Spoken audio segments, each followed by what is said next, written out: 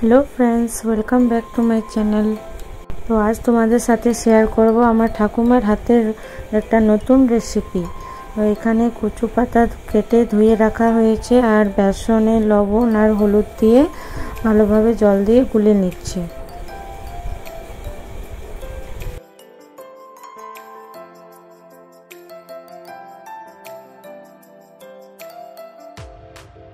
एरपर कचु पातार जे पेछने जे भागटा थाके सेटा भालोभाबे काँचि दिए केटे निच्छे।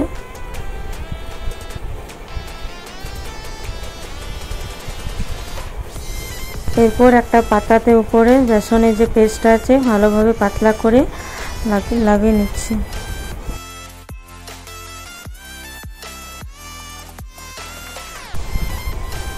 পুরো পাতাটাতে এইভাবে হালকা করে লাগিয়ে নেব।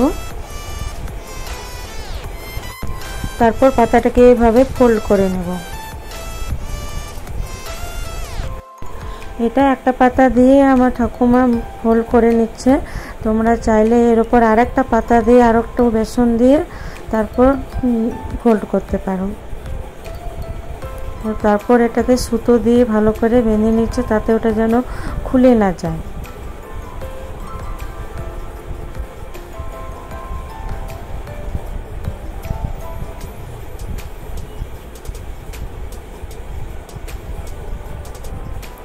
এরপরে সব পাতাগুলো ওইভাবে হালকা করে বেসন লাগিয়ে নেব।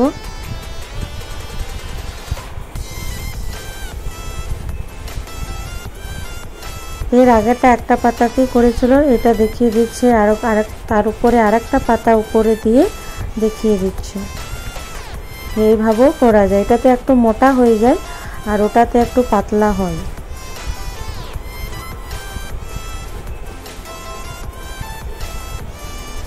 এইভাবে সবগুলোকে সুতো দিয়ে ভালো করে বেঁধে নেব।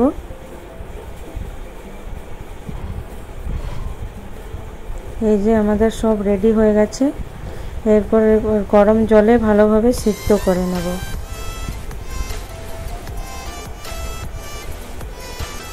খুব বেশি না, হালকা ভাপিয়ে নিলেই হলো।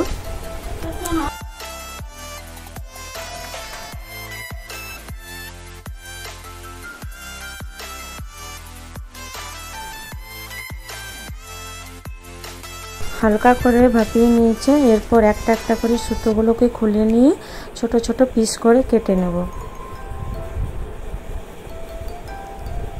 এইভাবে ছুরিতে করে ছোট ছোট পিস করে নেব।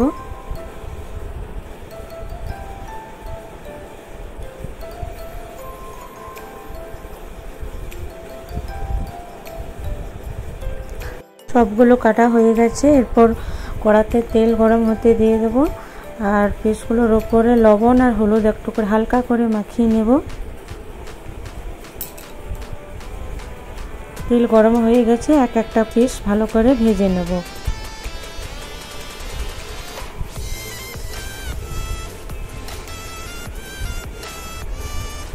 উল্টে পাল্টে ভালো করে লাল লাল করে ভেজে নিয়ে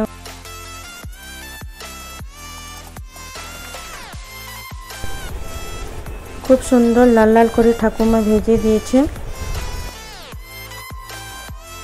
মুচমুচে করে ভেজে দিয়েছে। এগুলো খেতে খুব খুব টেস্টি হয়েছিল। আমি তো পুরো 5-6টা ভাজাই খেয়ে নিয়েছিলাম। এইভাবে তেলে ভাজাটা খেতে পারো আর না হলে একটু মশলা করে জলে ফুটিয়ে নিয়ে মশলাও খেতে পারো। তো ভাজাও খেয়ে নিয়েছিলাম। এরপর একটু কড়াতে টমেটো আর সব মশলাগুলো ভালো করে ভেজে নিলাম।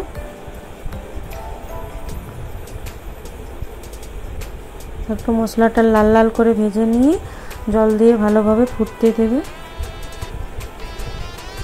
এর মধ্যে এক একটা পিস ছেড়ে দিচ্ছে। ওইভাবে ভাজাও খেতে পারো আর না হলে এভাবে মশলা করেও খেতে পারো, দুটোই খুব ভালো লাগছিল খেতে। তো আমাদের কচু পাতার বড়ার রেসিপি পুরো রেডি। তো রেসিপিটা কেমন লাগলো তোমরা কমেন্ট করে জানিও। আমার ব্লগটা এই পর্যন্তই, দেখা হবে পরের একটা ব্লগে। Thank you.